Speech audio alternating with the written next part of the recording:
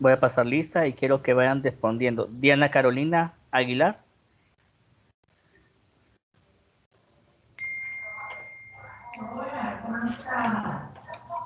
Diana Carolina. Iván Alfredo. Israel. ¿Me escuchas, Israel? ¿Está por ahí, Israel? No. No está, doctor. Brenda Giselle. Presente. Delmer. Aquí, doctor. Darwin. Presente, doctor. Eli. ¿Está Nelly? Presente, doctor. Camilo.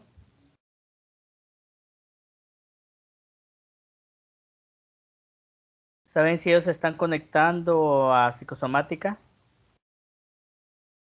¿Y Dalia? Aquí, doctor. Presente. Omar. Presente, doctor. Y Octavio. Presente, doctor. Ok, muy bien. Listo. Vamos a comenzar el día de hoy con la clase. Les voy a compartir la presentación del día de hoy. Igual esto va a quedar grabado.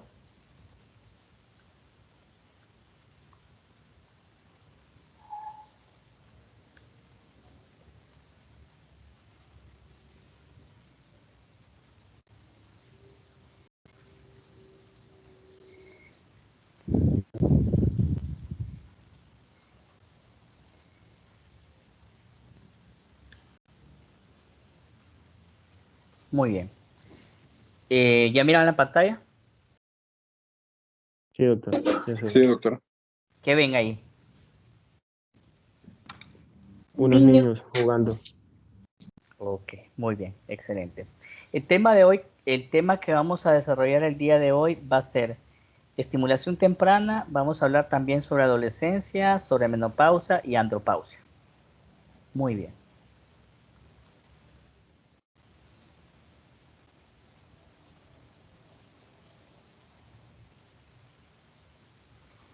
¿Qué es la estimulación temprana? Pero antes de comenzar con estimulación temprana, me gustaría escucharlos a ustedes.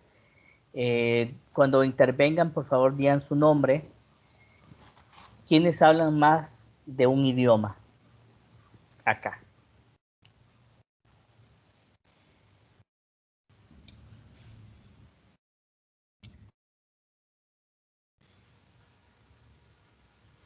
¿Quiénes saben tocar algún instrumento musical? Yo, doctor. Delmer. Delmer, ¿qué instrumento tocas? Pues guitarra, también aprendí a tocar batería también.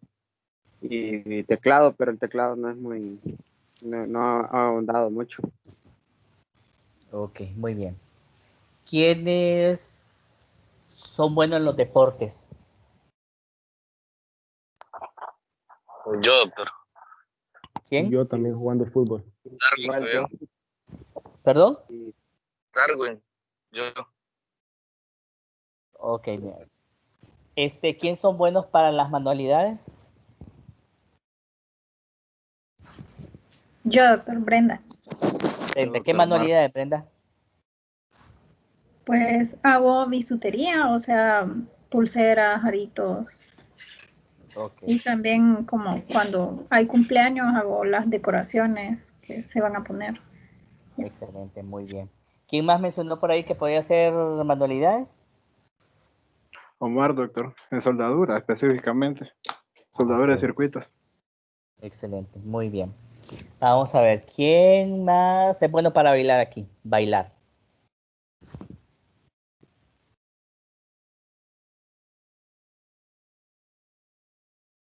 Ok, muy bueno. ¿Quién es bueno para componer o para escribir? Para escribir poemas, para escribir novelas. A mí me gusta escribir poesía. pero lo he dejado de hacer últimamente. Ajá, ¿quién es? ¿Quién habla ahí? Darwin. Darwin también, ok, muy bien. ¿Quién es bueno para disertar, para hablar, para exponer?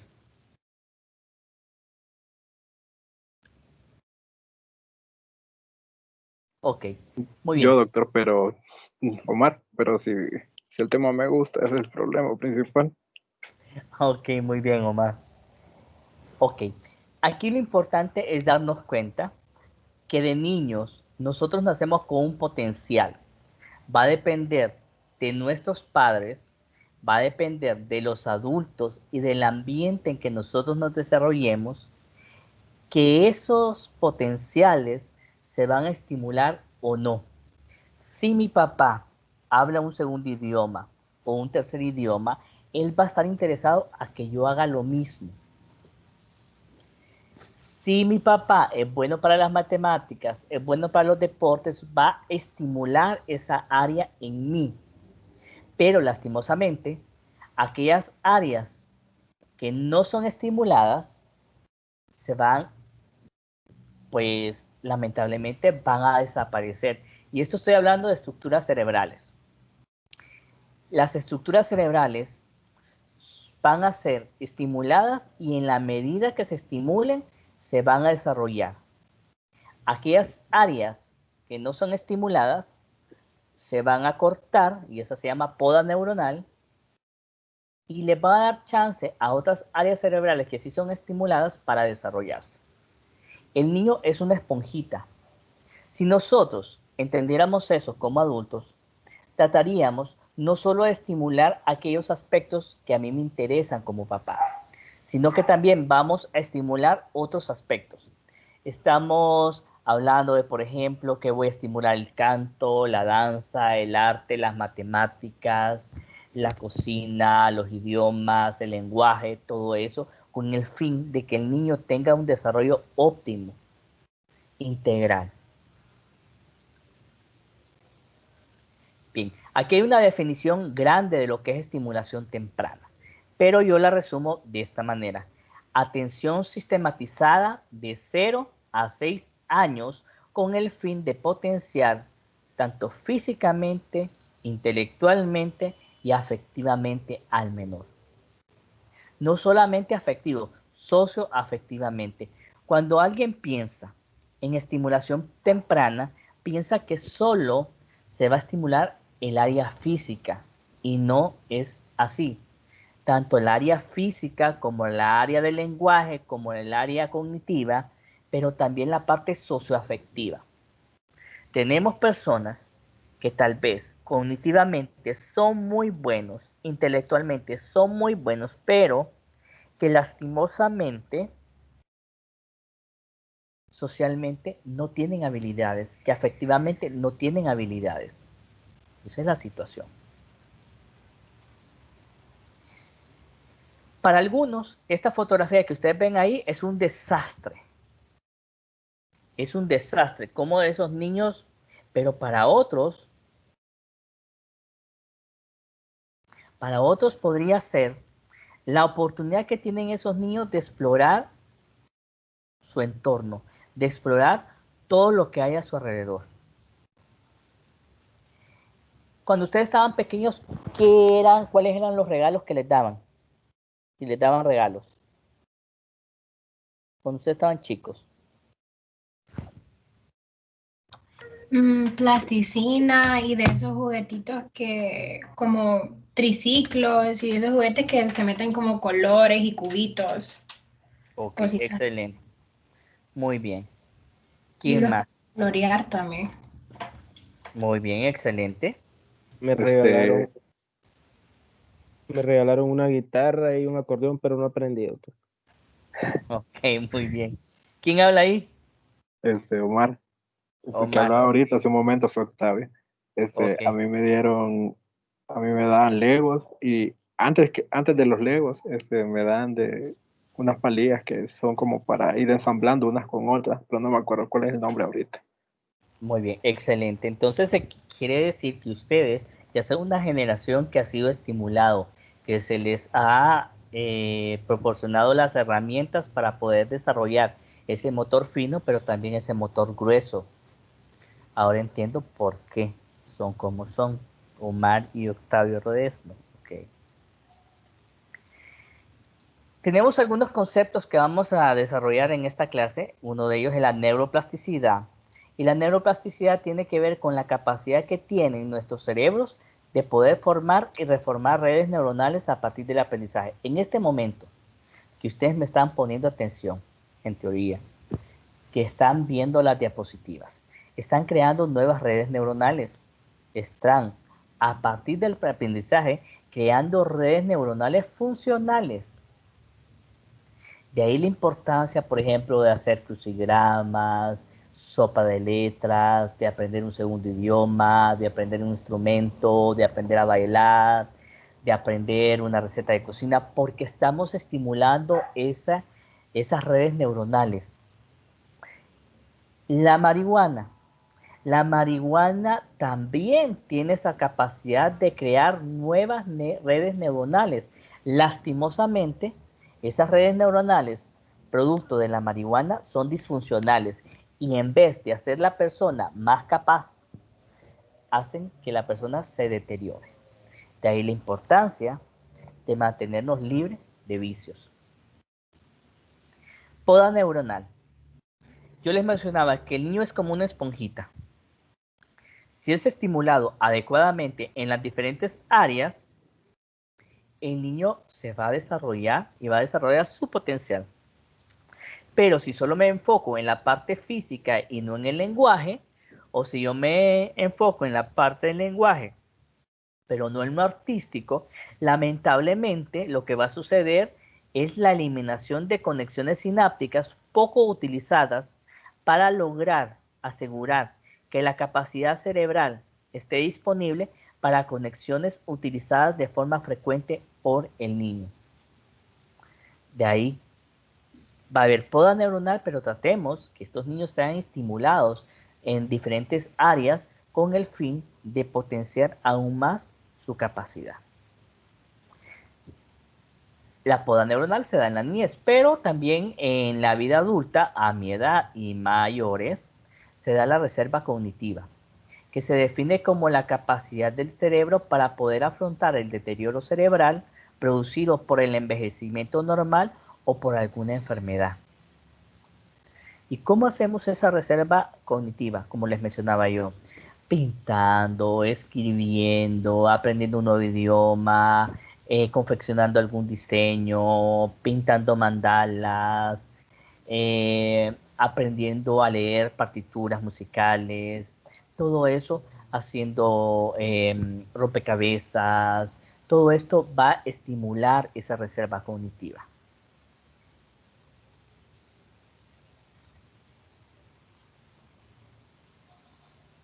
¿Por qué la estimulación temprana es importante? Porque el cerebro del niño se triplica en tamaño en los 2 primeros años de vida y alcanza alrededor del 80% del peso del cerebro adulto en este periodo. Y eso es lo importante. Si los adultos entendiéramos que podríamos tener una mejor sociedad, un mejor país, un mejor estado, procurándole sus capacidades a estos niños, dándole cosas tan importantes y que parecieran insignificantes como el contacto físico, como una palabra de aliento, como también el otro aspecto, como una buena alimentación, estamos protegiendo a ese niño, protegiendo el cerebro y las capacidades del menor. El ser humano desde su nacimiento cuenta con una serie de posibilidades que podrá desarrollarlo en la medida en que reciba la influencia necesaria del medio natural y social.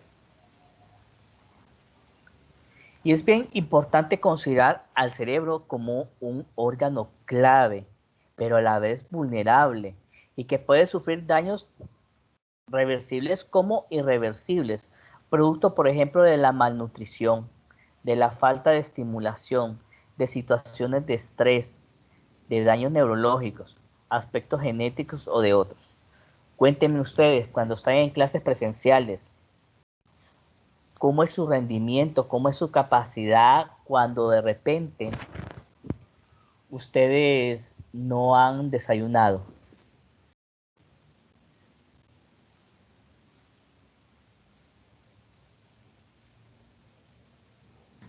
Yo no me concentro bien, doctor. Sí, no, y Delmer aquí hablando, pues sí que sí, uno pasa así como desconcentrado, como letargado, y que, o sea, pone los pensamientos, o la concentración en cuanto a que quiere comer o terminar la clase y decir voy a ir a buscar comida y así. Ok, muy bien. ¿Y cómo se sienten que después, para, por ejemplo, esta clase que es a las 3 de la tarde o a la 1 de la tarde, cómo es, por ejemplo, cuando se pegan una buena forrada, que comen suficiente, bueno, o más que suficiente, cómo se sienten al momento de recibir las clases? Con sueño. Con sueño. Comer de más puede provocar sueño. Correcto, muy bien. Entonces los extremos son importantes, tanto la sobrenutrición como la mala nutrición, o comer mucho o comer poco, van a traer dificultades. Yo les pongo el ejemplo de ustedes, que por ejemplo ustedes podría ser que no desayunen porque se levantaron tarde, pero piensen en esos niños de escuela, de escuelas rurales o de zonas pobres. ¿Qué capacidad de aprendizaje van a tener esos niños en las escuelas cuando no se van desayunados o cuando de repente solo comen una vez al día o 2 veces al día? ¿Cuál va a ser la capacidad de aprendizaje de ellos? Poco, ¿verdad? ¿Cómo va a ser el desarrollo de un niño que la mamá pase más tiempo trabajando y él quede al cuidado de una abuela que solo mira novelas o que pasa cocinándole para los hijos, para los nietos? ¿Cómo va a ser el desarrollo de este menor? Va a ser muy poco, muy pobre. Exactamente. Entonces la falta de estimulación va a crear esa poda neuronal y va a ser mucho mayor de la que podríamos esperar. Y situaciones de estrés, daños neurológicos o genéticos, que podríamos asociar esto con daños neurológicos o genéticos porque es lo que se mira, por ejemplo, en Teletón. Todo esto va a llevar. ¿Cuáles son los objetivos de la estimulación temprana? Pues tenemos tratar de acelerar el desarrollo acelerar el crecimiento del bebé. No es que lo vamos a hacer que pegue el estirón, no. Pero a medida, en actividades como por ejemplo el baño del bebé puede ser un buen momento para estimular al niño. Los cambios de temperatura, de agua tibia o caliente a agua fría, puede desarrollar el poder hablarle al niño durante se le baña, durante se le cambia, durante se le da de comer, hablarle claro, también va a favorecer ese desarrollo. La estimulación temprana tiene el objetivo de favorecer la coordinación de los movimientos musculares.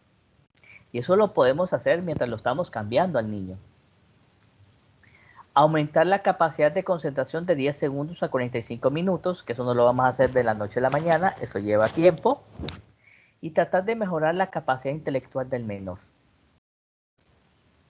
¿Para qué?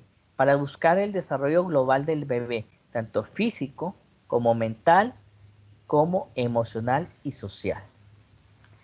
Vamos a buscar el momento oportuno para realizar esta estimulación temprana. Y esta estimulación temprana se tendría que hacer cuando el niño ni tenga hambre, ni tenga frío, ni tenga sueño o no le duela algo. Porque si de repente, si el niño está sucio el pañal, si tiene sueño, si tiene hambre o le duele algo, no va a estar en las condiciones óptimas para recibir esa estimulación. Y hay que tratar de dar esa estimulación en forma de juego. Esa forma de juego le va a servir al niño para poder divertirse, pero a la vez aprender. No sé si ustedes tuvieron la oportunidad de ver un programa que se llamaba Plaza Sésamo. Sí, Sí, doctor. Ok, ese era un programa que el objetivo era poder estimular al niño en las diferentes áreas. siempre había un problema que se daba en la vecindad o ahí en el parque donde estaban ellos, los mopeds con los niños. Entonces, siempre había algún problema que los adultos y los niños trataban de resolver y hablaban sobre empatía, hablaban sobre solidaridad, hablaban sobre el amor, la amistad, y todo eso eran objetivos con el fin de ayudarle a estos niños a desarrollar la parte social y la parte afectiva, pero también habían juegos, por ejemplo, que de repente, vaya, el vampiro que contaba, no recuerdo cómo se llamaba este personaje, pero que contaba 1, 2, 3, o el monstruo come galletas, también que pasaba contando. Tenemos otros que de repente decían cerca, lejos, aquí o allá, todo con el fin de que el niño se fuera familiarizando con ese tipo de expresiones y poder enfocar todos sus sentidos en ese tipo de actividades. Aquí están los legos que les regalaban algunos de ustedes con el fin de poder estimular todas esas áreas. ¿Cuáles son las áreas de estimulación temprana a las cuales nos referimos en este tema en particular? Tenemos el área cognitiva, que está relacionado con los pensamientos, con la interacción de objetos y de las personas ahí, cerca, lejos, aquí, allá, dentro o fuera, todo con el fin de estimular esa área cognitiva. Ahí, como los juegos que ustedes decían de colocar cubos en las figuras o estrellas en sus espacios, en una parte de estimular la parte cognitiva. La parte motriz, a través del movimiento y contacto con el mundo. La parte del lenguaje, la comunicación con el entorno, que es muy importante. Y el área socioafectiva, que tiene que ver con las experiencias afectivas en relación con los demás, que ya lo había tocado en el tema de familia. Es importante los primeros 5 años de vida de cada ser humano. En esos primeros 5 años, consciente o inconscientemente, estamos enfocando nos están enfocando las formas en que nos vamos a relacionar con nuestra pareja, con nuestros compañeros de trabajo, con nuestros jefes. Si yo veo que mis padres pasan peleando, yo voy a entender que eso es normal. Y yo, como mujer, puedo conseguirme un esposo que me maltrate. O yo, como hombre, voy a buscar una mujer que se deja maltratar o una mujer sumisa. Entonces, esos primeros 5 años son bien importantes para darle instrucciones conscientes o inconscientes a cada ser humano de cómo va a llevar el resto de su vida.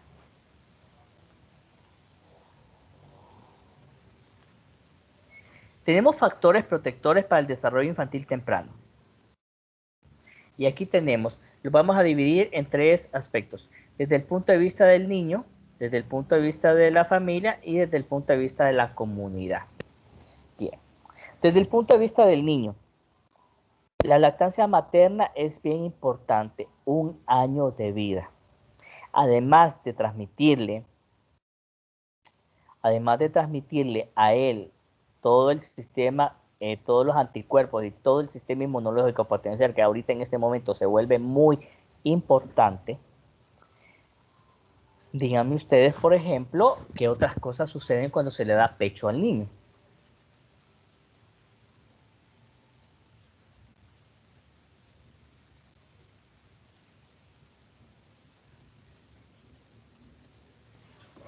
Pues la relación que tiene la madre con el bebé en ese momento. Es importante que la madre esté viéndolo, que lo acaricie, que lo vea, es una manera de estimularlo. Exactamente.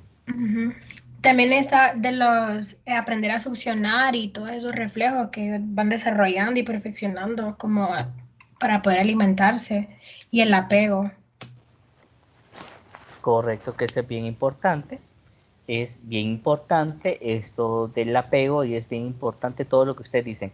Al momento de darle pecho al niño, la madre hay un contacto físico entre la madre y el bebé. Es importante ahí la temperatura de la piel de la madre, la frecuencia cardíaca de la madre. Y no sé si ustedes escuchaban o sus mamás de repente escuchaban a las abuelitas que decían, no le vayas a dar, ahorita que estás enojada, ahorita que estás triste, no le des pecho al niño que le va a causar pujo. Bien, esto tiene cierto grado de realidad, cierto grado de verdad, y se los presento de esta manera. Cuando el niño está recibiendo pecho, ¿qué es lo que puede ver él? ¿Qué es lo que puede enfocar con su poca visión que pueda tener en ese momento? El rostro de la mamá. El rostro de la madre. Y psicodinámicamente, pues el niño y la madre son uno solo en ese momento. Entonces, si la madre está triste, si la madre está enojada, el niño va a percibir a través de su piel, a través del lenguaje no verbal, a través del lenguaje corporal, que los niños tienen una particularidad que nosotros los adultos perdimos.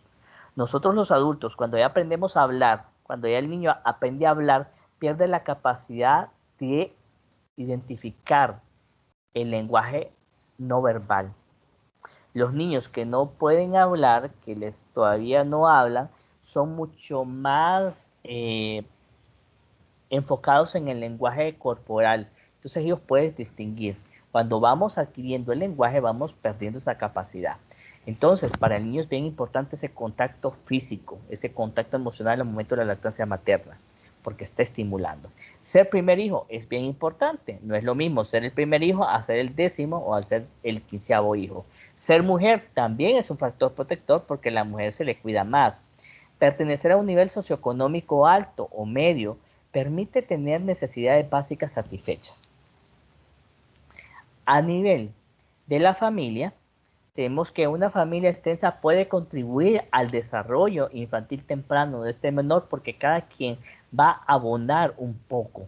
Si hay abuelos, si hay hermanos, si hay tíos, cada quien pone esa área de estimulación. Una familia que participa comunitariamente se puede dar cuenta de si ese niño tiene un desarrollo normal o está adelantado o está retrasado conforme al resto de niños de la comunidad.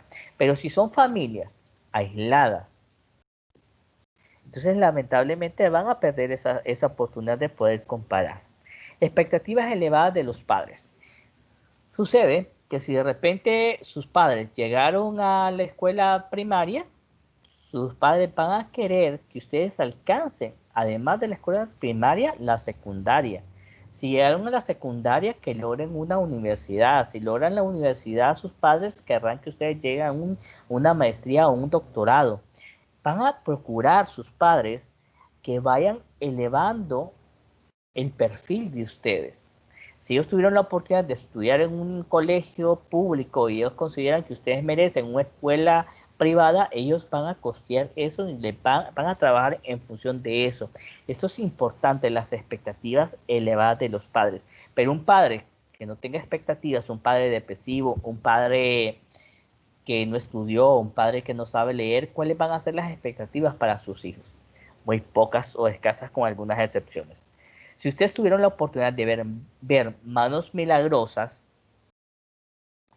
si tuvieron la oportunidad de verlo, si no han tenido la oportunidad de verlo, véanlo.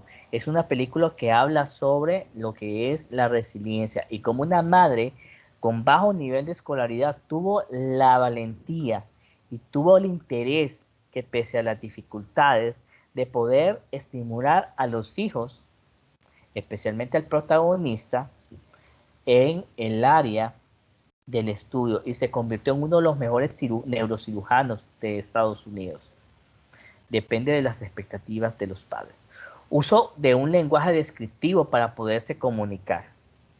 Eso es bien importante porque si de repente nosotros le decimos al niño, hey, Octavio, hazme un favor, Octavio, tráeme ese coso.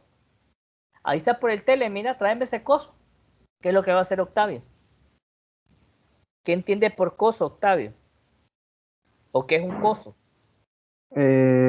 Nada, tomar como mecánicamente las cosas. Correcto. No, y pucha, vos es que no entendés vos. ¿Ah? No es eso lo que te estoy pidiendo. Mira, está ahí y de repente el padre señala con la boca. Ahí ve. Y pone como como que va de un beso. Entonces ahí, mira, está ahí, agarra ese coso, ahí está, mira. Entonces ese no es un lenguaje descriptivo para comunicarse. O de repente cuando de repente se está el niño dice el guau guau, el pío pío, el miau miau. Esa no es una forma tampoco con el cual el niño puede o debe de comunicarse. Otro factor protector es un apego seguro. Pero si de repente el papá le está diciendo a alguno de ustedes, mira, seguís molestando y me voy a ir. Te voy a dejar botado. Te voy a regalar. ¿Cuál es el pensamiento de este niño? Si de repente el papá o la mamá le está diciendo constantemente que lo va a dejar botado o que él se va a ir de la casa o que lo va a regalar, ¿qué es lo que va a pensar el niño? Que de verdad va a pasar eso. Correcto. ¿Y No lo quiere. cómo se va a manejar él?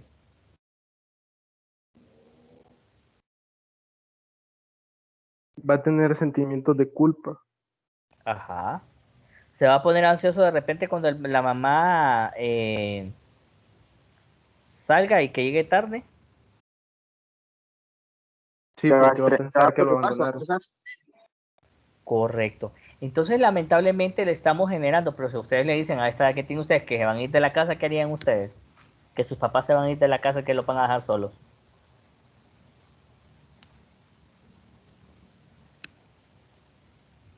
¿Qué harían ustedes a esta edad que tienen? Se asusta uno, creo. O sea,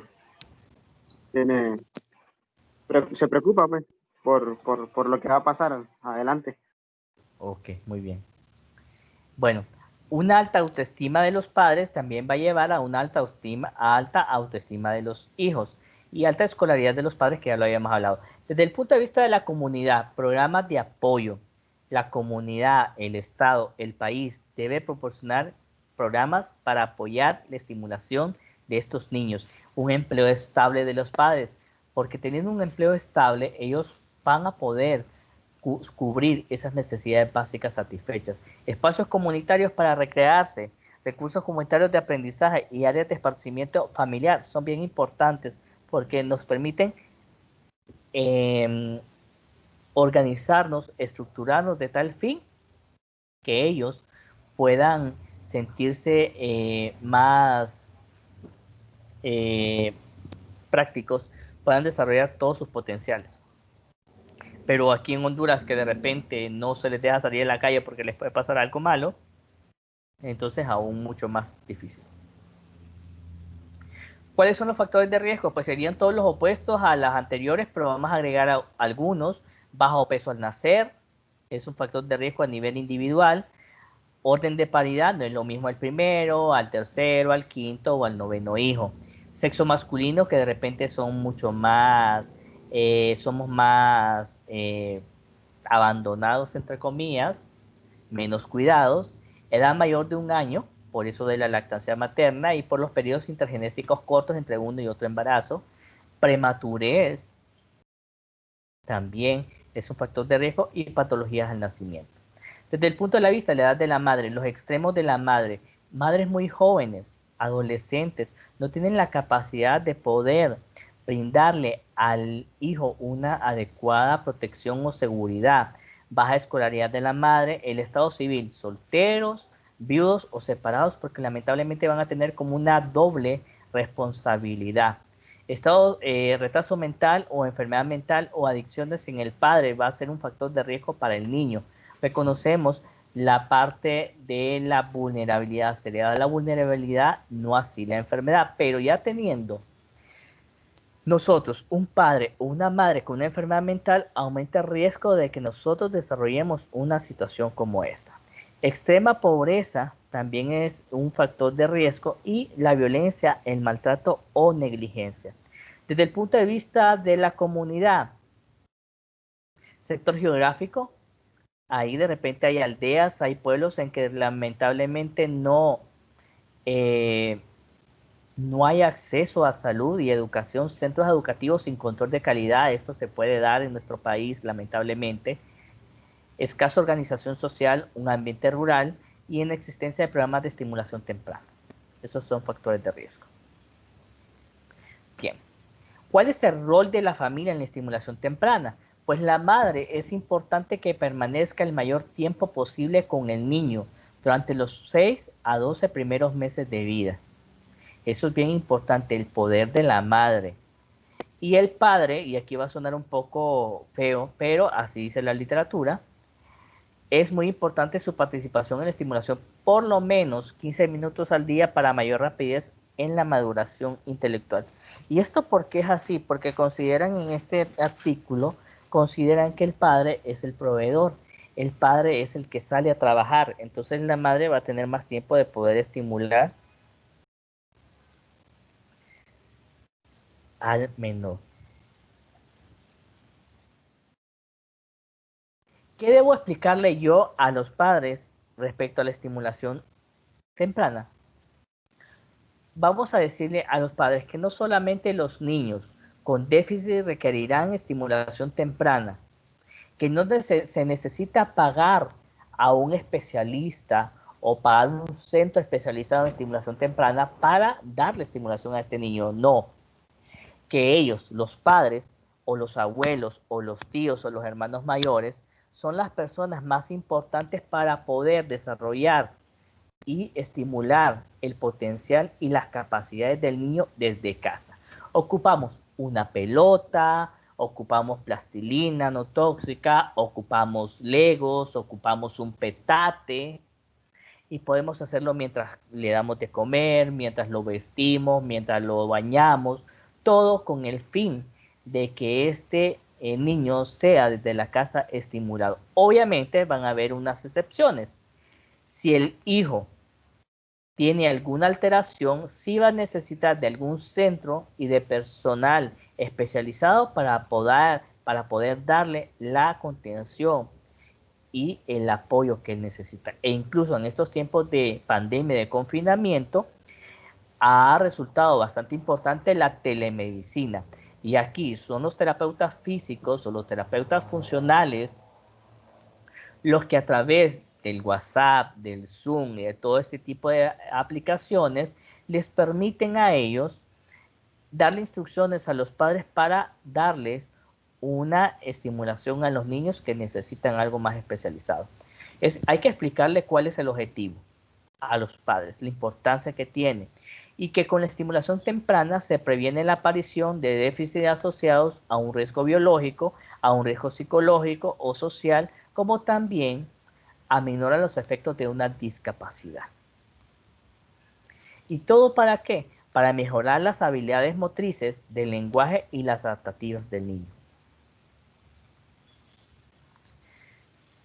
Existe una amplia base científica, ya como conclusión, sobre los beneficios de la estimulación temprana en el hogar y en los centros de cuidados infantiles.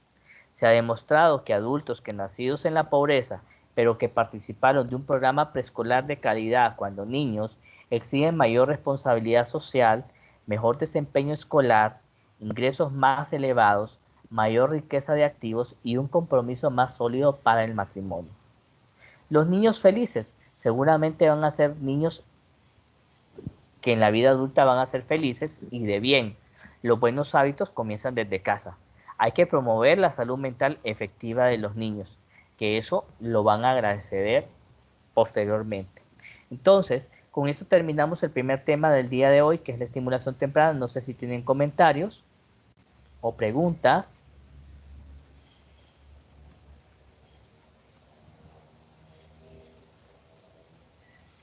Todo claro por mi parte. Ok, muy bien. Entonces vamos a hablar del otro tema que traía hoy. Adolescencia, menopausia y andropausia. Aspectos psicosociales. ¿Qué edad tienen ustedes, hipotes?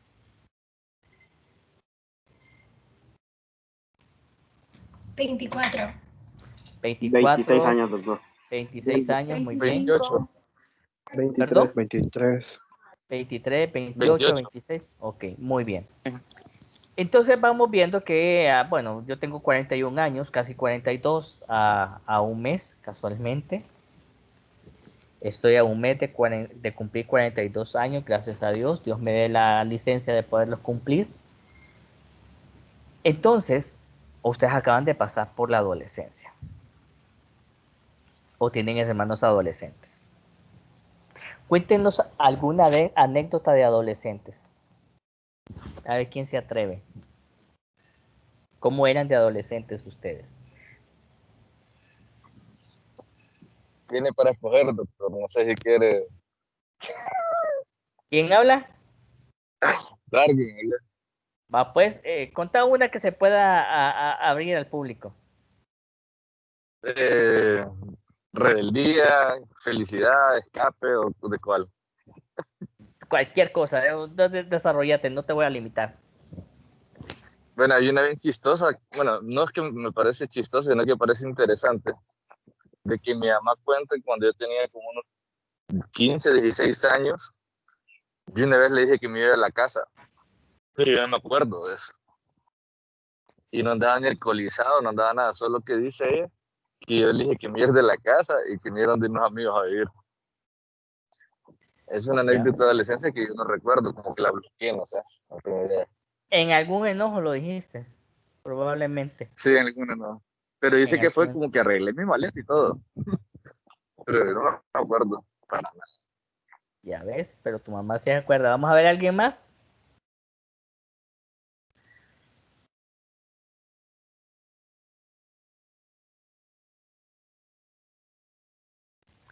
Nadie más. Bueno, yo, doctor Brenda, a mí era que me gustaba ir mucho donde mis amigas y, o sea, venía del colegio, mis amigas vivían cerca de mi casa, entonces me iba a hacer tareas allá todos los días casi. Y mi mamá me dejaba porque sabía que iba a hacer tareas, pero a la vez era como, ¿por qué no las haces aquí? Y así, pero no sé, era un apego que tenía con ella, yo creo.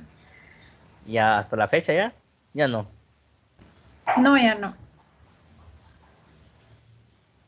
Ok, muy bien. Los demás, ¿cómo eran? ¿Eran calmaditos?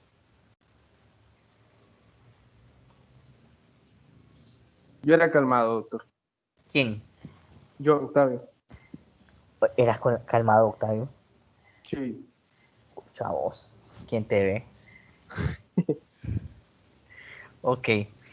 La adolescencia, allá más o menos entre los 10 y los 19 años, es la etapa evolutiva de paso y de conversión del niño al adulto. Es un periodo de transición y de cambio que puede ser bastante difícil.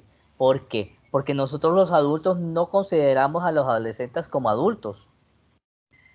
Están muy chiquitos.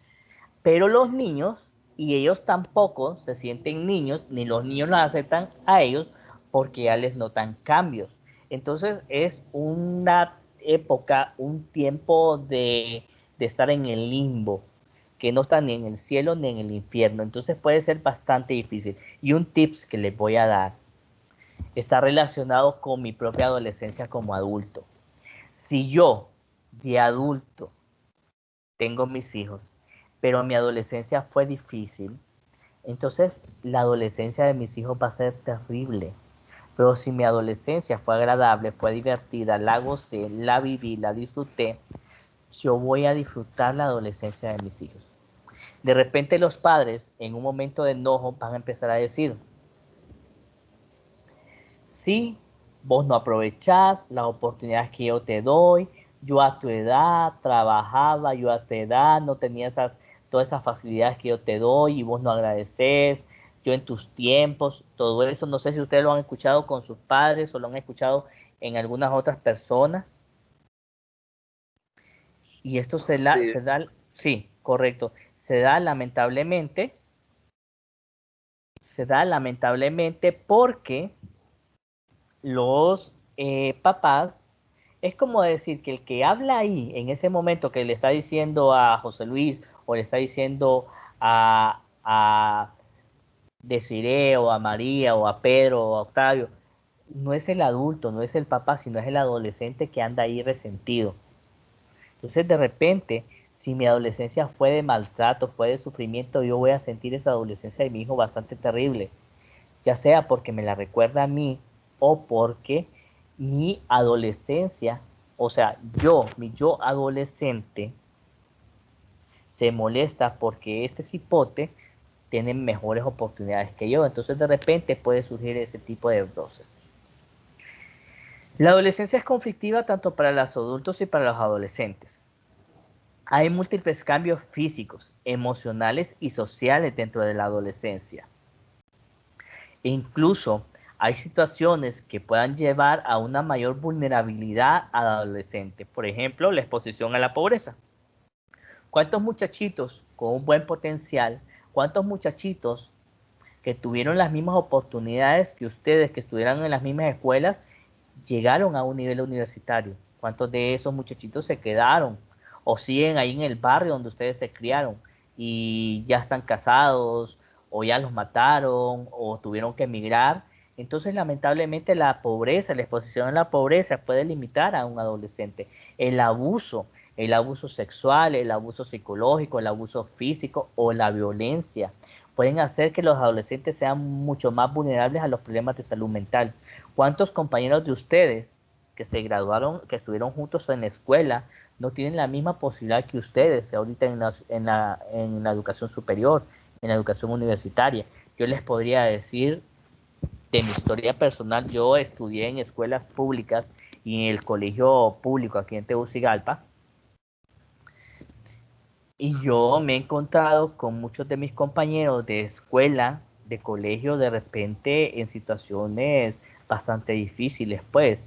Entonces, debido a esta misma situación, ¿cuántos muchachitos vemos en las calles que deambulan por las calles pidiendo o asaltando por la misma pobreza o por el mismo abuso de drogas o de alcohol? Entonces, todo esto es bien importante. ¿Cuáles son las quejas e intereses de los adolescentes y de los adultos? Las quejas de los adultos y los intereses del adolescente. Las quejas de los adultos es el aspecto y la forma en cómo se visten. ¿Cómo se vestían ustedes cuando estaban niños? ¿O cómo los vestían sus papás cuando estaban niños?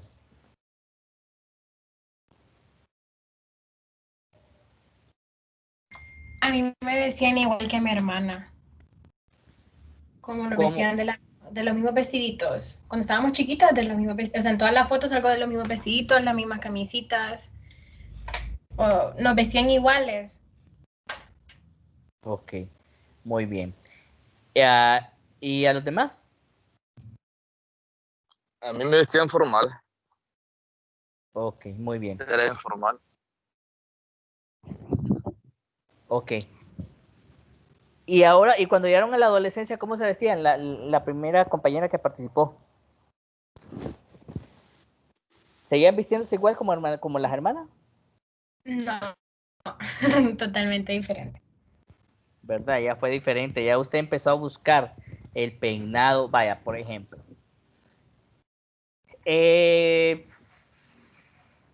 Bueno, yo ando calvo ahorita, ando pelón por decisión propia. Ya llevo como sí, lo que da la cuarentena, me pegó la locura de la cuarentena y me calvié. Ando con la cero.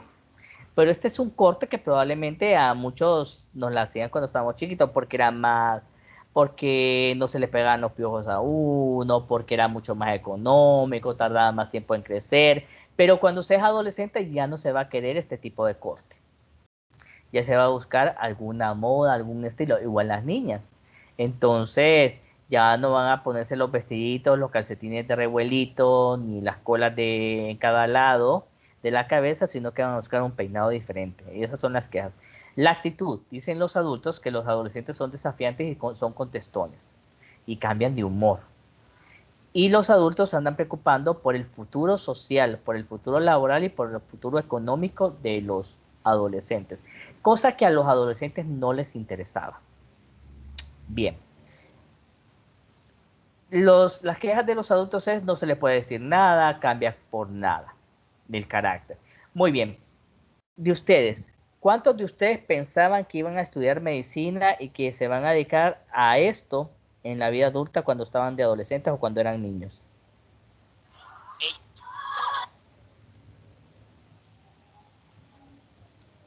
Pues yo, doctor, de niño recuerdo decir que quería ser médico. Ok, muy bien. ¿Los demás? Yo también, temprana Igual yo, pero no era aquel pensamiento de todos los días, sino que solo era que me preguntaban y yo decía, quiero estudiar, quiero ser doctor. Ok, ¿alguien no pensó en la medicina como una forma de vivir? Yo de niña no, doctor, pero en la adolescencia sí lo pensé. Ok, muy bien. ¿Alguien Yo no, pensó tampoco, cualquier... doctor. ¿Perdón? Yo tampoco pensé que me iba a dedicar a la medicina de niño. ¿Qué pensabas? ¿De adolescente ya te entró la curiosidad por la medicina? La verdad es que como mi padre es odontólogo y siempre ha estado alrededor de clínica, entonces es un ambiente que yo me siento cómodo. Ah, ok, muy bien. ¿Alguien no pensó en medicina en la adolescencia o alguien que haya pensado ser profesor, ser profesora, ser veterinario, ser arquitecto, ser ingeniero? No. Yo, Omar, pensé en adolescencia, pensé en ingeniería y agronomía, en esas dos pensé. Ok, Yo también en ingeniería civil pensé.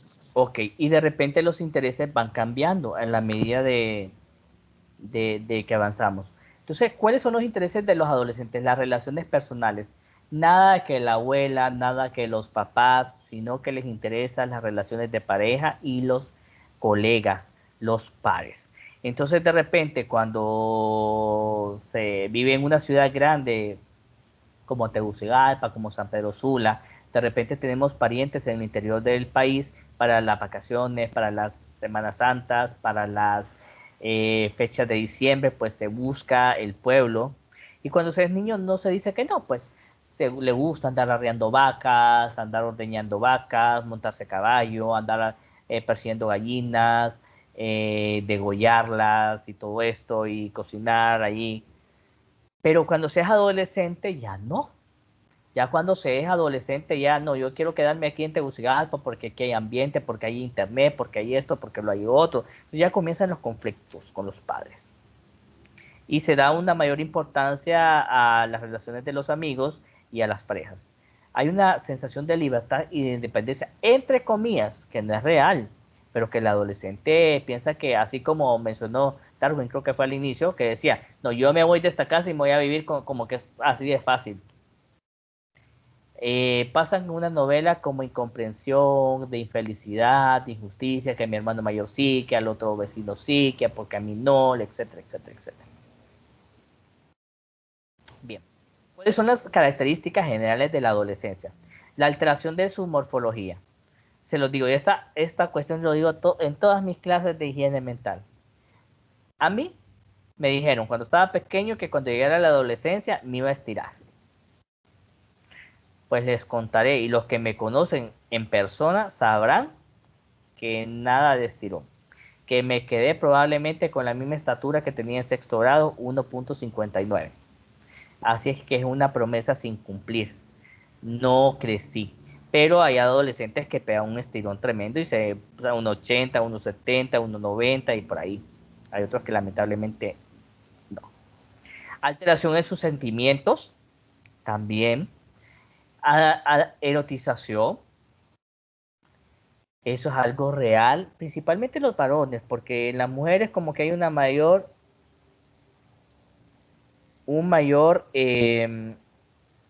problema social, sociocultural, pero los varoncitos sí, ya cuando empezamos a redescubrir esa sexualidad, entonces, pues no tenemos vergüenza, no tenemos pena y vamos autodescubriendo nuestro cuerpo nuevamente, como lo hicimos en la niñez, antes del periodo de latencia.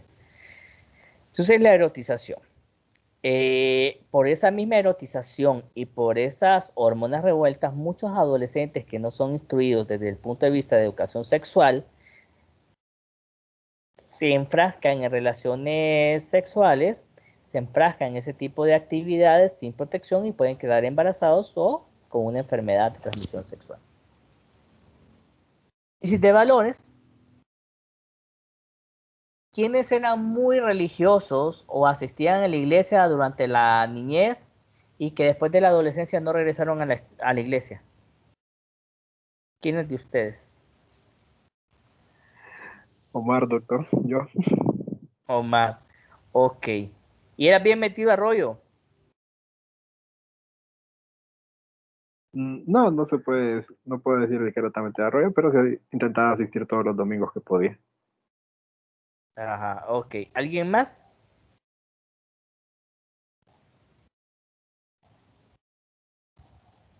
Pues en mi colegio me llevaban a misa todos los lunes, doctor, pero era sí o sí, ¿va? Entonces, ahora no. Ok, correcto, muy bien, la crisis de valores. Entonces ahí se da, y ahí hay una cuestión, por ejemplo, vaya, con la religión. Hay personas que pueden mantenerse dentro de la iglesia católica o de la iglesia evangélica o cualquier otra ideología desde la niñez, la adolescencia y participan y están bien activos. Hay otros que de repente ya con la adolescencia como que se entienden de eso y lejos.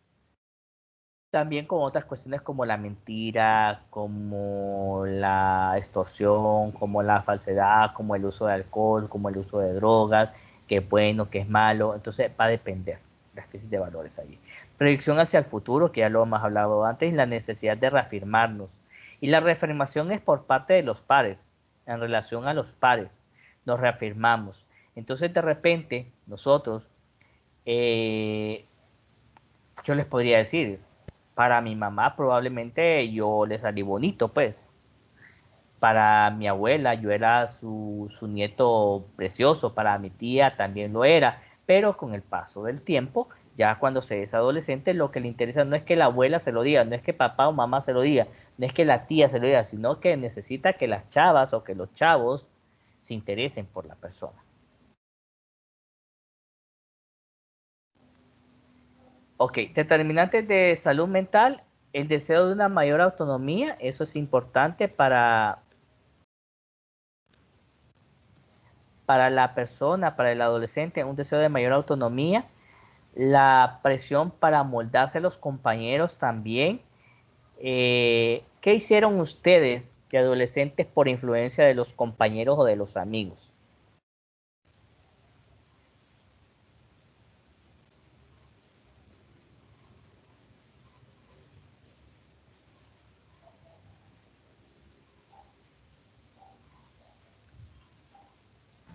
Pues yo, doctor, le voy a comentar, Delmer, que pues yo una vez, como estaba con unos amigos, que quizás creo que eran 1 o 2 años mayor que yo en cuanto a edad, yo intenté probar el cigarro, o sea, el cigarrillo con ellos. Y bueno, a mí no me gustó y básicamente creo que de ahí también marcó un poco, un punto, digamos, aparte para incluso aislarme de ellos y apartarme de ellos. Pero por eso mismo no me agradó a mí también el hecho de estar en ese ambiente. Ok, muy bien, eso es bien importante. Tuviste la oportunidad, a pesar de la presión, no acceder, pues, pero hay otros muchachos que tienen esa dificultad, no tienen la capacidad de decir no. Entonces, si viene el amiguito o el compañerito, le dice, probaste cigarro de marihuana, lo prueban y ahí quedaron enganchados en la adicción. La exploración de la identidad sexual en la adolescencia se sabe si se es heterosexual, si es bisexual, si es homosexual o pansexual o asexual, va a depender. Entonces ahí comienzan las primeras exploraciones, las primeras identificaciones y para algunos las primeras experiencias. También el adolescente tiene mayor acceso y uso de la tecnología. Para ellos es mucho más fácil tener ese acceso y uso de la tecnología. Yo soy un emigrante digital. Ustedes probablemente son nativos digitales, entonces, o tecnológicos. Entonces, tienen una ventaja, pues, en relación a personas de mi edad o mayores. Sus papás tal vez se les hace también difícil poder manejar este tipo de herramientas. Y la calidad de su vida hogareña y sus relaciones con los padres se vuelve ahí como conflictiva. Lo que les mencionaba yo, para el adolescente es más importante la relación con los padres. Determinantes de la salud mental, la violencia. La violencia es un determinante importante. Entonces, este va a ser un factor de riesgo para desarrollar una enfermedad mental durante la adolescencia. Los problemas socioeconómicos que van a estigmatizar, ya sea por alguna característica física o algún defecto físico o por alguna situación en particular, el manerismo del adolescente, la discriminación, la exclusión, Es bien importante, falta de acceso a los servicios y apoyo de calidad también. Entornos frágiles o con crisis humanitarias como las que vivimos actualmente van a ser determinantes de la salud en el adolescente. Otro adolescente que va a estar en vulnerabilidad o en franca desventaja van a ser aquellos adolescentes con enfermedades crónicas, con discapacidad intelectual u otras afecciones neurológicas. Hasta hace unos años para acá, en la Facultad de Medicina se instalaron ascensores, bueno, que yo nunca vi si funcionaban o no, del CM4. Entonces, pero habían ascensores, se supone, para las personas que tienen dificultades para movilizarse. También se hicieron algunas rampas para que la gente que de repente utilizara silla de ruedas o muletas se le hiciera mucho más fácil.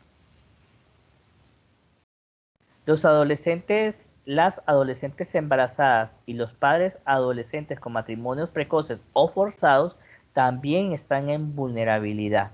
Y los huérfanos y los adolescentes de las minorías étnicas también. Bien. ¿Qué pasa con la salud mental en los adolescentes? 1 de cada 6 personas tiene entre 10 a 19 años de edad. Y sabemos que los trastornos mentales representan el 16% de la carga mundial de enfermedades y lesiones en personas de 10 a 19 años. Y es importante recalcar también que la mayoría de enfermedades mentales, TOC, fobia social, trastornos de pánico, depresión, trastorno bipolar, déficit de atención e hiperactividad, van a aparecer desde la adolescencia. La mitad de los trastornos mentales comienzan a los 14 años, pero la mayoría de los casos no se detectan ni se tratan. Y las consecuencias de no abordar estos trastornos mentales en la adolescencia puede provocar que esta enfermedad se mantenga aún en la vida adulta, lo que afecta la salud física y la salud mental, y va a limitar las oportunidades de llevar una vida satisfactoria como adultos, va a reducir la calidad de vida de estos adolescentes y de estos adultos. Bien, terminamos el tema de adolescencia, las conclusiones las voy a dar al final de esta clase, y vamos a hablar de la menopausia. Cada mujer es un mundo. ¿Qué pasa con la menopausia? Antes de hablar de la menopausia, vamos a hablar de los retos de la adultez.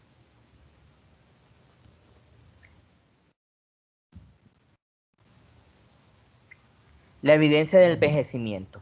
Ustedes están cipotes, tienen 22, 23, 24, 28 años, jóvenes todavía. Pero poco a poco nos vamos acercando a una edad en la que vamos viendo cada vez más jóvenes a los viejos. Por ejemplo,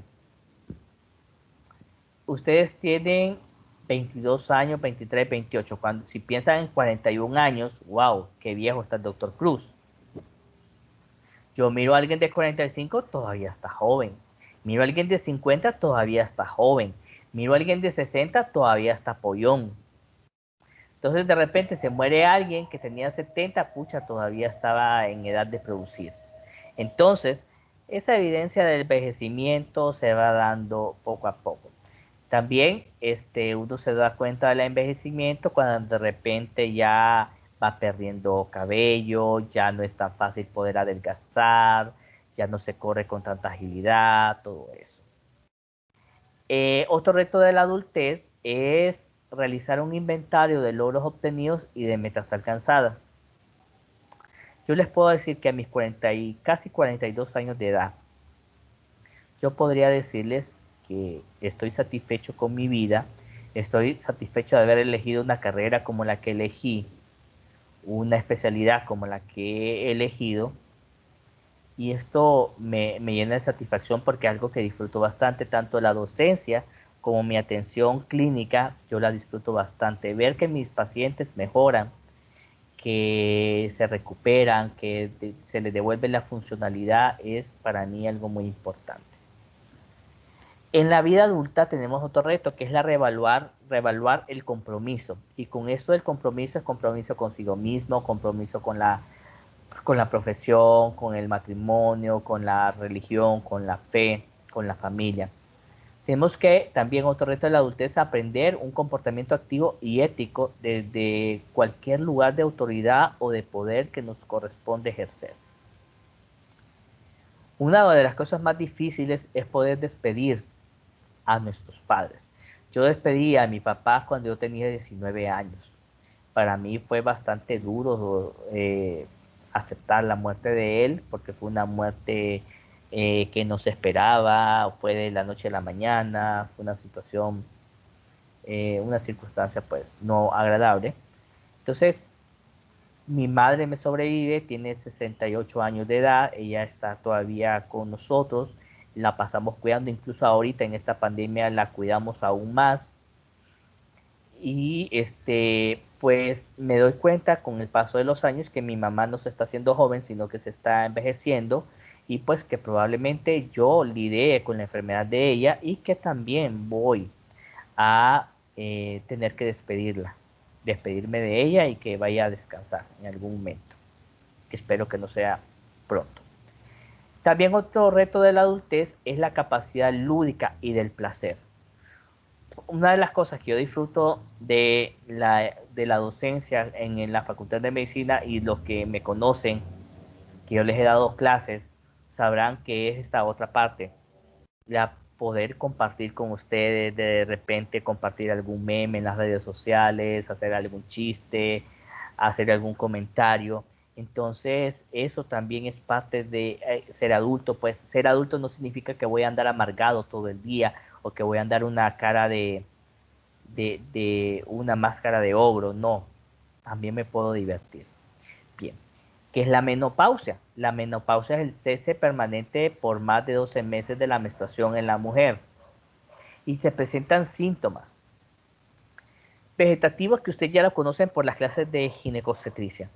Pueden presentarse sofocos, sudoración, palpitaciones, cefaleas, vértigo, opresión precordial, zumbidos de oídos, hipertensión arterial. A nivel metabólico, osteoporosis, ateromatosis, atrofia cutánea, atrofia urogenital, artropatías, mialgias, obesidad, pero también síntomas psíquicos, como la irritabilidad, como la ansiedad, como la depresión, como la melancolía, el nerviosismo, el insomnio, la disminución de la libido, la alteración de la memoria y fatiga mental.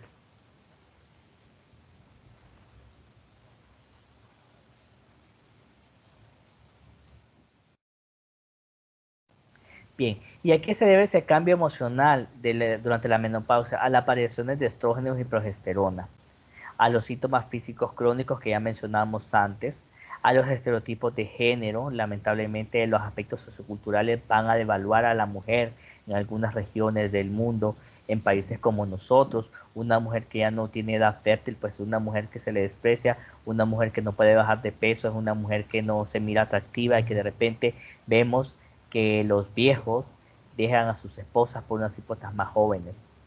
Y el proceso general de envejecimiento que va a llevar a las personas también a un deterioro del estado emocional. Los trastornos afectivos, ¿a qué se deben durante la menopausia? Miedo al envejecimiento. Lastimosamente, el envejecimiento, el envejecer, el llegar a una vida de 40, 50, 60, 80, 90 años, pues es un privilegio para algunos, si tienen una calidad de vida. Para otros puede ser una cárcel, o otros que lamentablemente no lograron tener esa disponibilidad. Miedo al envejecimiento, sentimientos de inutilidad y una baja autoestima dada por aspectos psicosociales y por aspectos en las relaciones interpersonales. Carencia afectiva, sensibilidad, enojo y hostilidad. Esta menopausia muchas veces se da cronológicamente con el tiempo de el nido vacío, que es una etapa que vimos en el tema de familia. Dificultades sociales, profesionales y maritales también. Sensibilidad e intolerancia a frustración que se puede dar. Todo esto va a llevar a cambios en el afecto en la mujer. Y la andropausia. Pues para muchos hombres, llegar a los 50 a 55 años se puede vivir como una catástrofe. como algo que no se está preparado todavía, pero para otras personas, para otros hombres, llegar a los 50, 55 años no tiene mayor trascendencia emocional ni física. ¿Cuáles son los cambios que se pueden dar durante la andropausia masculina o la menopausia masculina? Va a haber pérdida de cabello o el cabello se vuelve más delgado. De ahí por el cual yo mejor me rapeo. Así cuando se me termine de caer las 4 mechitas que todavía me salen, pues ya me voy a estar adaptando. Irritabilidad. El adulto mayor se puede volver más irritable. Van a haber sofocos también. Tal vez no tan evidentes como en las mujeres. Dificultad para dormir, disfunción eréctil, algo que no van a decir los hombres. Falta de concentración, olvidos, pérdida de la memoria. Fragilidad capilar, fragilidad de la piel, se vuelve más delgada. Aumento de peso en el área abdominal y una disminución del deseo sexual. ¿Cuáles son los cambios dentro de la andropausia? Cambios hormonales. A partir de los 35 años va a disminuir la concentración de testosterona 1.5% por año. Cambios físicos. Disminución de la función testicular y la calidad del semen. Cambios en la micción. Ginecomastia. Pérdida de la masa muscular y aumento de la grasa abdominal. Van a haber orgasmos menos frecuentes e intensos, mayor periodo refractario, disminución de la libido y dificultad para lograr el orgasmo. Entonces, lastimosamente son cambios que todo hombre va a vivir, pero que tal vez no los va a verbalizar. Tanto en la adolescencia como en la menopausia y andropausia se necesita promoción de la salud mental. Promoción de estilos de vida saludables, y eso comienza desde la adolescencia. Si nosotros promovemos desde la adolescencia estilos de vida saludable, será mucho más fácil poder tener mejor calidad de vida en años posteriores. Fomentar la actividad física periódica va a llevar al paciente a mejorar su rendimiento físico, su rendimiento mental en la vida adulta. Psicoeducación. Ni la menopausia, ni la andropausia, ni la adolescencia son enfermedades, pero sí son periodos claves en los cuales un estilo de vida desordenado, el consumo de bebidas azucaradas, el consumo de bebidas alcohólicas, el tabaco, estilos de vida no apropiados, van a llevar a que se desarrollen enfermedades tanto mentales como físicas y puede llevar a un deterioro de calidad de vida. Entonces es importante la psicoeducación. Y en estas épocas, en estas etapas de la vida, también es importante el tamizaje y prevención de patologías crónicas a largo plazo. Conclusión, la adolescencia, la menopausia y andropausia son etapas que representan cambios vitales en la vida de los seres humanos. Cada una va a estar acompañada de factores que influyen positiva o negativamente en la salud de las personas y también pueden representar oportunidades para la intervención y prevención de enfermedades. Y hasta aquí, jóvenes, la clase del día de hoy. Y pues, no sé si tienen comentarios.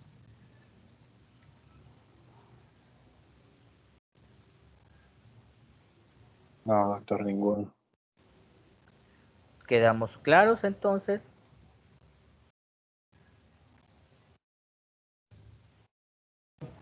Sí, doctor. Gracias. Sí, doctor.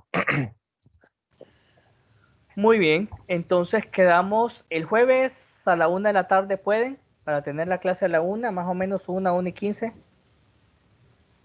Sí, doctor. Sí, doctor. Ok, muy bien. Para los que no les pasé lista, por favor, que se queden para que me digan quiénes son los que llegaron, que se conectaron, para pasarles la lista. Y los que ya pasamos lista, pues ya se pueden desconectar. Ok, gracias. Buen día. Buenas tardes. Gracias. Nos vemos. Cuídense. Cuídense, muchachos. Doctor, Igual. Mándeme.